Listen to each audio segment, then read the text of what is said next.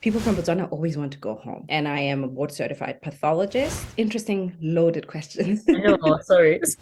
I spent 2 years in London. So for people who are at my level of training, they're earning. And you guys work too many hours. Oh God, Like, we I work can't hard. imagine 60-hour weeks, 80-hour weeks. Like there were some rotations where I would, go to work at 6:30, leave at 11 p.m. at night, go home. And the gross pay was, there's a Yeah. lot of deductions. The net pay is, instead of striking, the US trainees are actually, nurses in the US make way more than doctors do. Yeah, I'm really surprised. Hi guys, welcome to my channel. My name is Sissy if you're new here, and my name is still Sissy if you're a returning subscriber. Welcome back. In this video, I'm happy to bringing to you Lame. Lame is a medical doctor. She's from Botswana, but she's working in the US. And I was so excited to find her over in my comments section. I feel like it was such a great thing because you can actually meet people on social media. If you're on social media, YouTube is social media as well. Get social, like interact, say hello. Don't just watch and be silent because you never know who you will meet. Like I've just met Lame, but I feel like we're getting along quite well. Like, and we've only just, I feel like I've known you for like a long time. That's the feeling I get. I don't know about you. Yeah, Um, yeah. so I thought that Lame would come and first, we're going to try and do a comparison of UK versus US, the pay and all that. So I thought you would first tell us about yourself. What do you do? Because I know you're a trainee. Hi, Lame. Welcome to the channel. All right. Hi, Sissy. Thank you very much for having me. And hi to your subscribers as well. I'm one of them.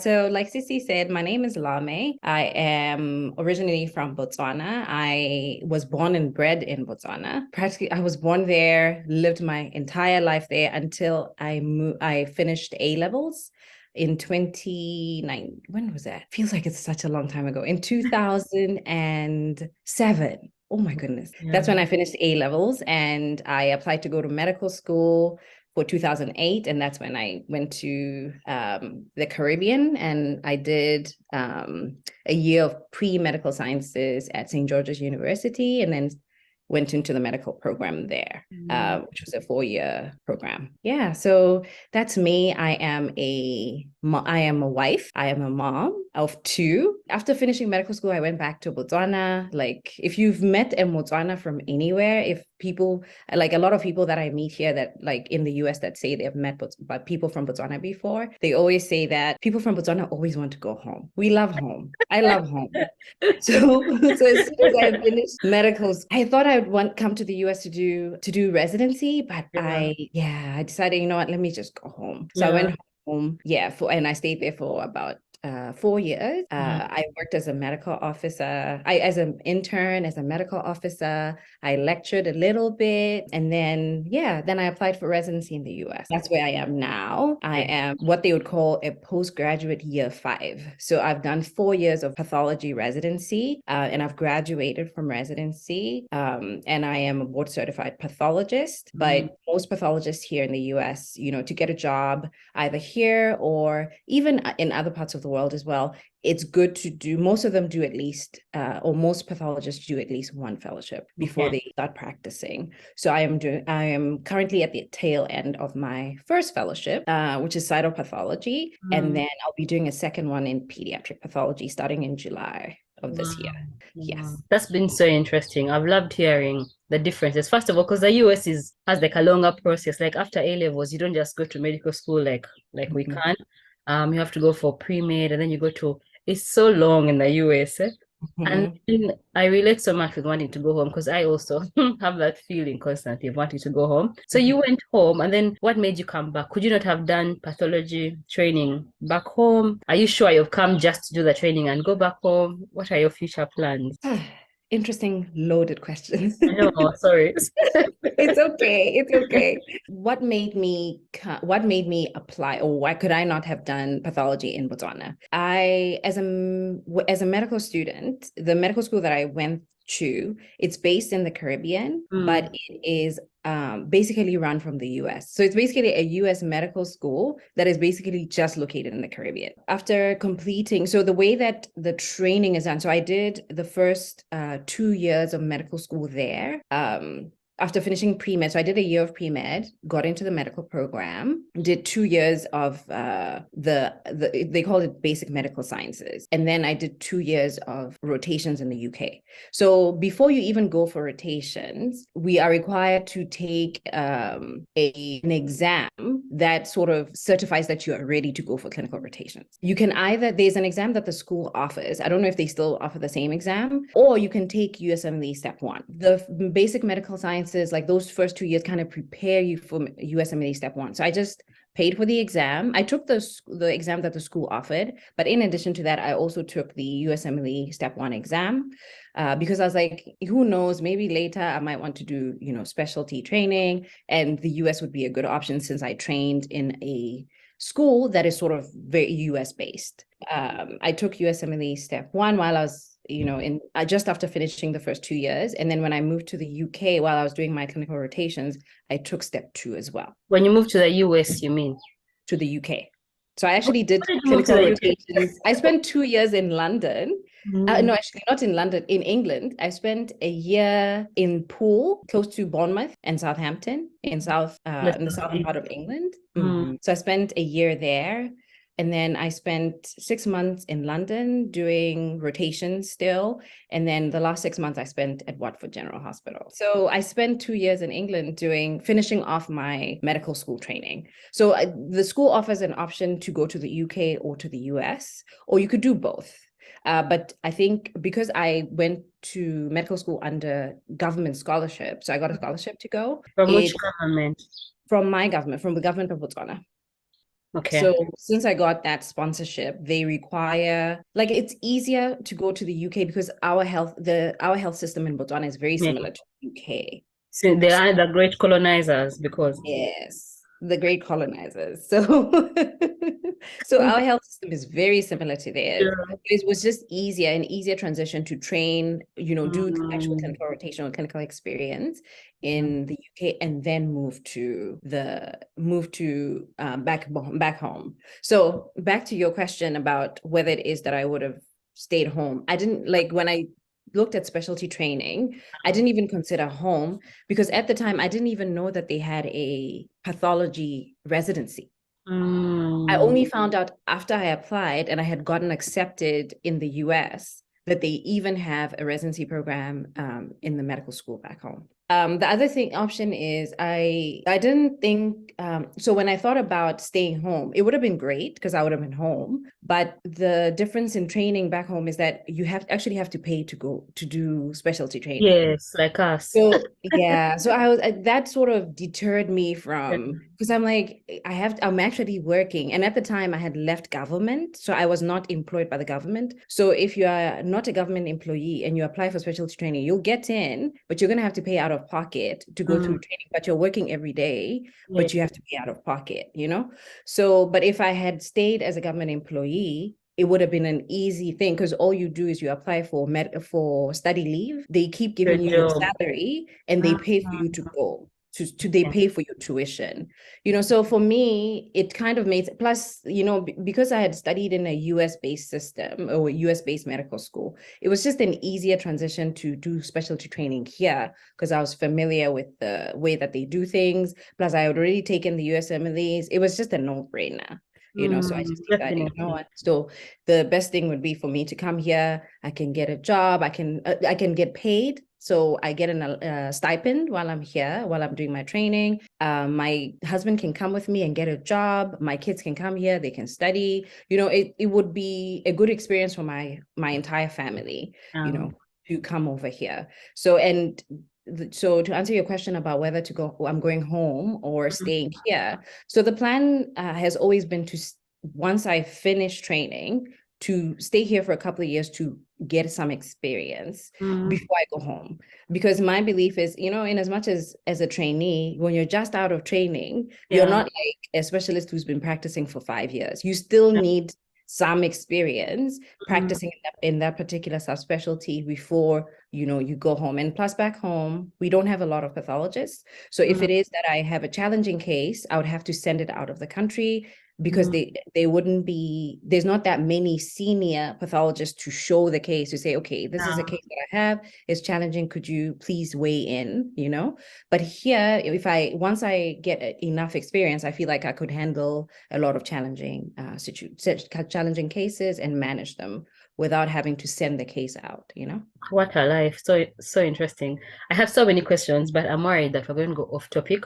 But I'll just ask two. So I'll start with one first, which is because I was thinking of all those years you're spending in the US.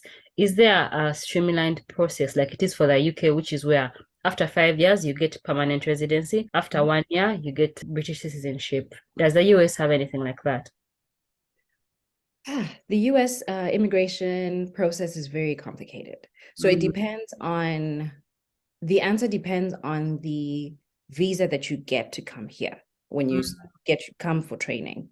So most trainees or most international medical graduates have two options.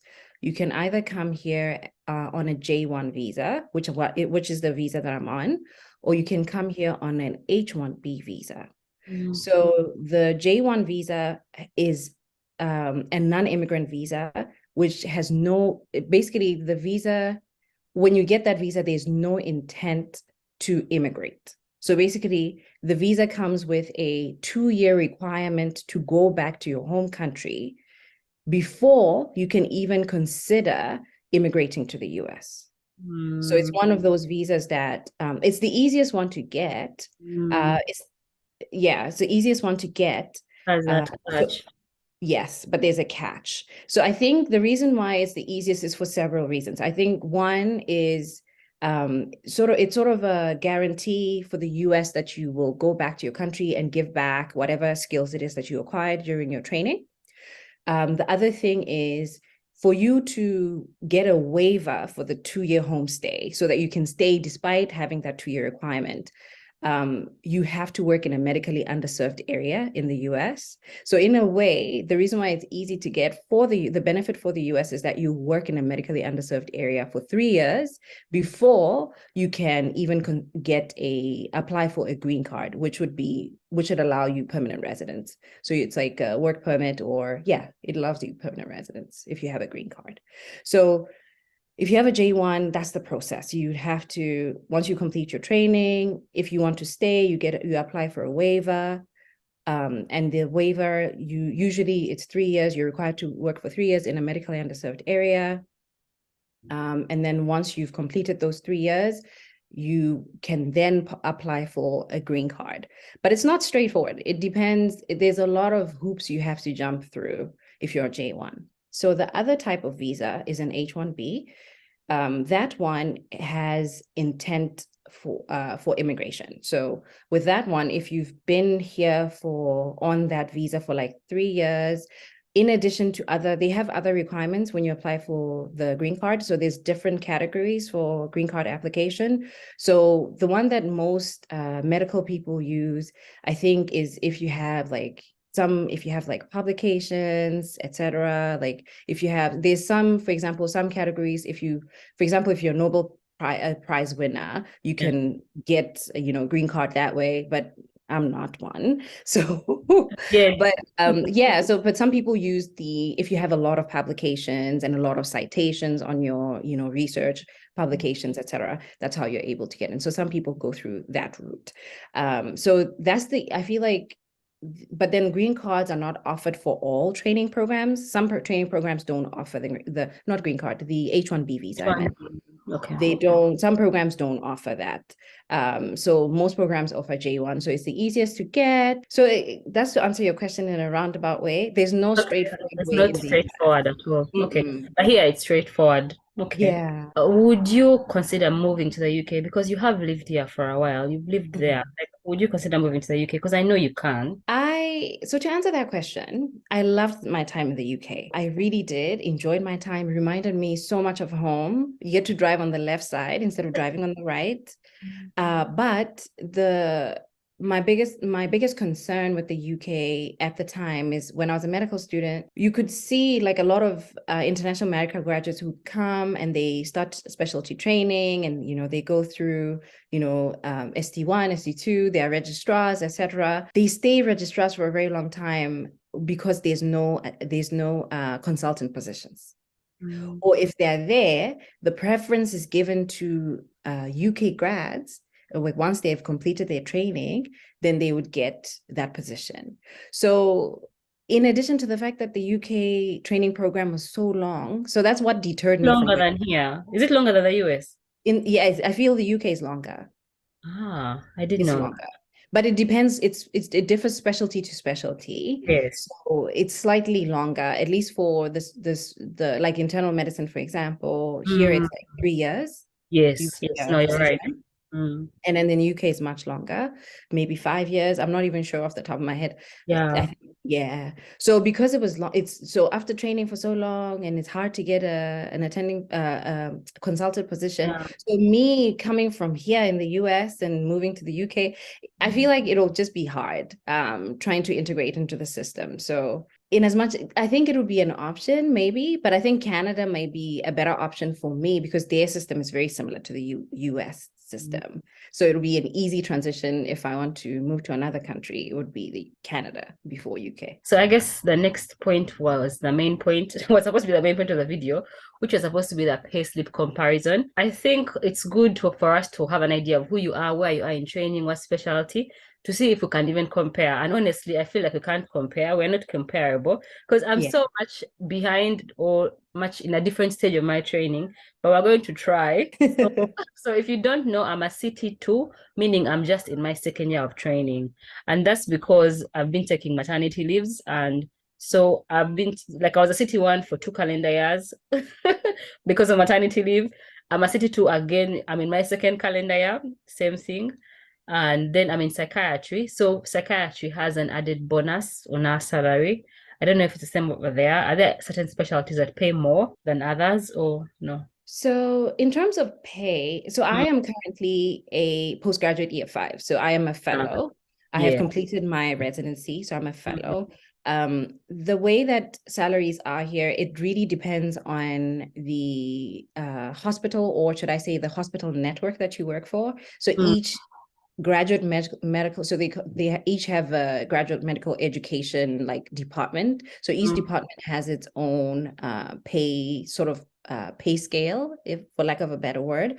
So for example, for my postgraduate year 5, I'm not in the same hospital that I was for residency. So the previous hospital where I was, their pay scales were slightly more than where I am now. So for people who are at my level of training, they're earning, in my previous hospital, they're earning more than I am. So it depends on where you are. Some like in the States is really big. So for example, some states like so New York City, for example, it's very expensive. So they kind of their income is much higher than the rest of the country. I think New York, and I think Boston is the same. Boston, Massachusetts, and in California as well, they get like extra for housing because housing out there is really expensive. So it depends on the geographic area that you are. So in terms of differing specialties, it's not like it's the same. So everybody who's first year gets the same, regardless of what specialty you are, if you're in the same hospital, that is, or the same training. Yeah, same hospital. So somebody who's doing surgery and somebody who's doing pathology and somebody who's doing anesthesia, they're all doing the same. For that, so it depends on your postgraduate year. So if you're first year, second year, third year, fourth year, fifth year, it doesn't matter. Seventh year, so they have a scale. They have a pay. They'll have a pay scale from first year up to seventh, sometimes eighth year, ninth year, because some people do research in between, etc. So I have a pay slip from when I was a second year. Yes. So we can compare that if that's okay. And you guys work too many hours. Oh God, we work I can't hard. imagine 60-hour weeks, 80-hour weeks. That's 80 really hours, 80 hours is like the maximum. In pathology is not that bad, but it depends on the rotation that you're in. Like there were some rotations where I would, go to work at 6:30, leave at 11 p.m. at night, go home. So This is my payslip from when I was a second year resident. So it was the second half of my residency from 2020. So basically, we get paid, at least as a second year, we used to get paid every 2 weeks. So we have 26 pay checks in a year. So this is basically a paycheck from 2 weeks, from the 1st of March until the 14th of March. And so this is the date that I got the check. We decided to do this because you luckily happen to have a second year one, and also it's a better comparison because I'm a second year trainee right now. As you can see, this is we have, even though as a trainee, we usually work more than 40 hours a week, but we get, the way that they calculate our pay is they calculate it for a 2 week, like that we work 40-hour weeks, because that's the standard work week. So this is 80 hours. This is a gross pay of the gross pay for 80 hours, which is 2 weeks. And the gross pay was $2,240.62. And then in terms of deductions, there's a lot of deductions. The pre-tax deductions are $152.46. God, I can't say my numbers. And then the post-tax deductions are $104.29. And these are not taxes. These are, so the pre-tax is health insurance, and the post-tax is like other things like life insurance, etc. And then for employee taxes for this particular pay period, $427.64. We pay a lot of tax. There's federal tax, there's state tax, and there's local taxes as well. And in addition to that, you also occasionally get a social security, which is not included here, but that's another tax that you pay. So after all of these deductions, so the health insurance and the life insurances, etc., as well as pension, which is one of the post-tax deductions, and the tax deduction, the net pay is $1,556.23. And just so you know, this is from a payslip from 2020 when I was a second year resident. Okay, but for only half a month. Yes, for only 2 weeks. For only 2 weeks. 2 weeks. A lot to me. Well, you tell us, is it a lot, or was it a lot even then, or just enough, or not So if you look at it in 4 weeks, which you can consider that as a month, because you only technically get about, for the 12 months, out of the 12 months, you get 2 months that you get 3 paychecks, which is really nice. But most months you only get 2 paychecks in a month. So this is about just over maybe $3,100 and something dollars, like you were saying. So how is this a lot of money? So when you get paid, you get 2 of these paychecks is about $3,000. So when a third of it, when you pay rent of $1,000, a third of it goes to rent, and then there's utilities that you have to cover. There's food. There's also the kids. I have two kids. And my daughter at the time in 2020, I just had one.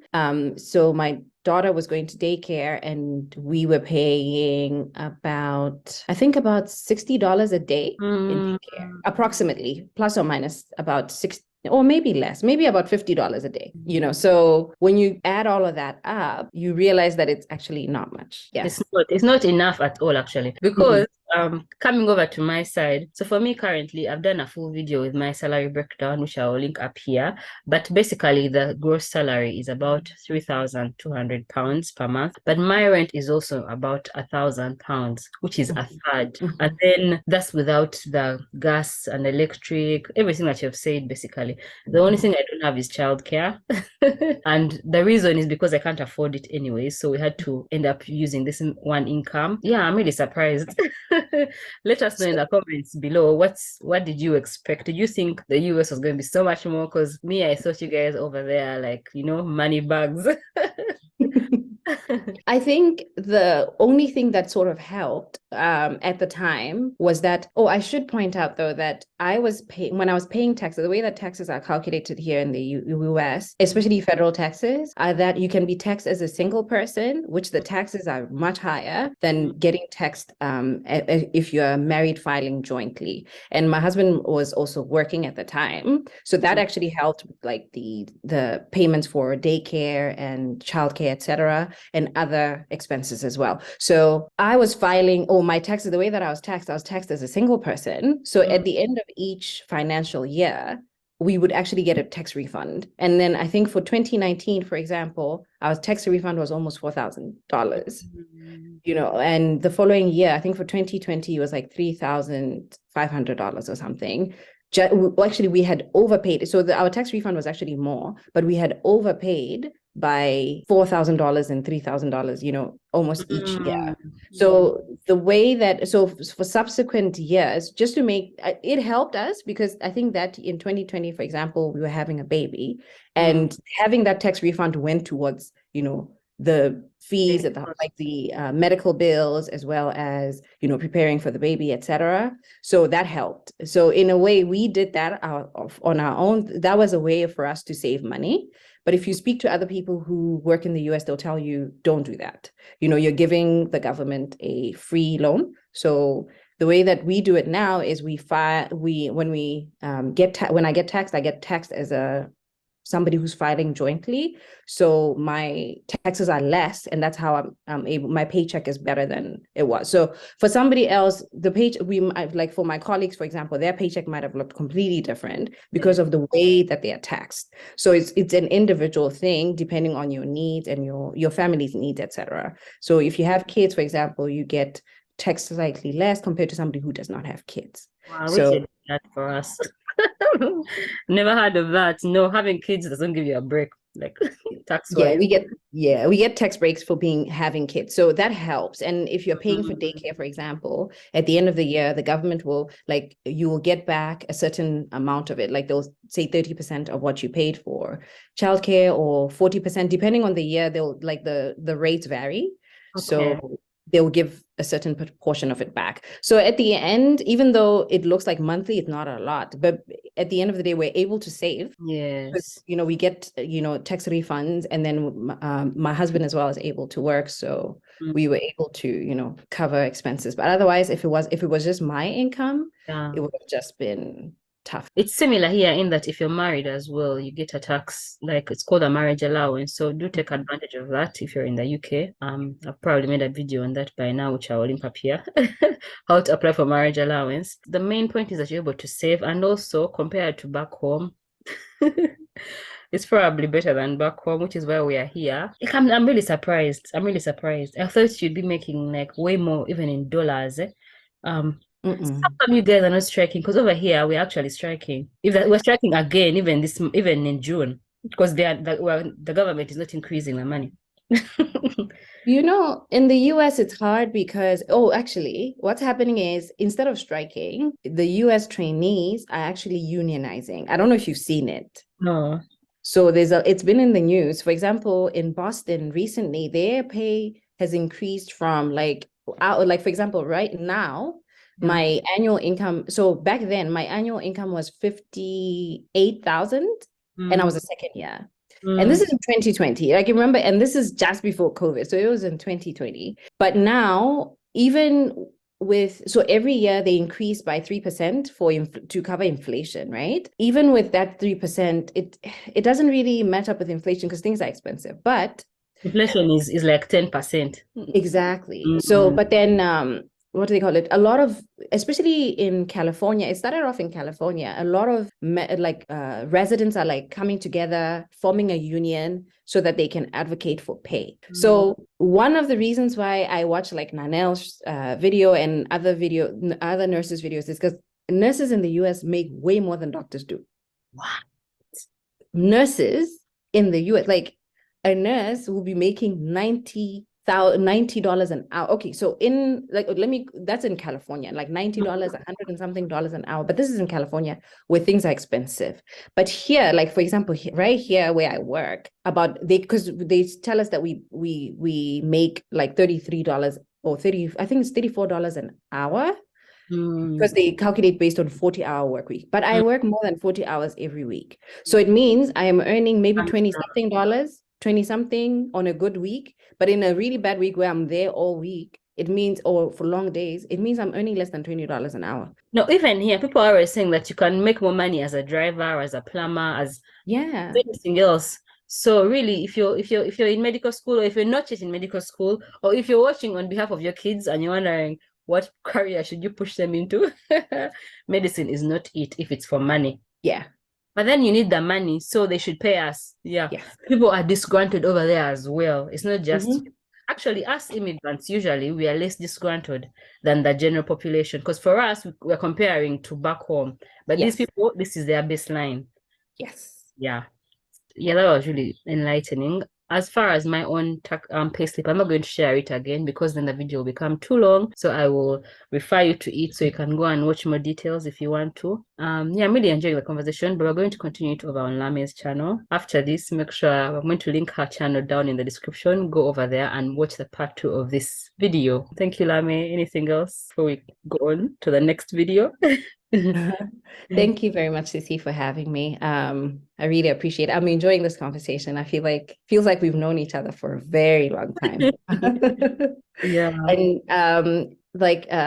everyone, like Sissy said, if you have any questions for me, feel free to reach out to me. She'll link my channel down below. I have my email, or I'll send her my email as well. So if you have any questions as well, you can direct them to me through email or through Facebook. I have a Facebook. It's called Making Healthy Choices with Dr. L. You can send me messages on Facebook as well. Thanks, guys. Bye.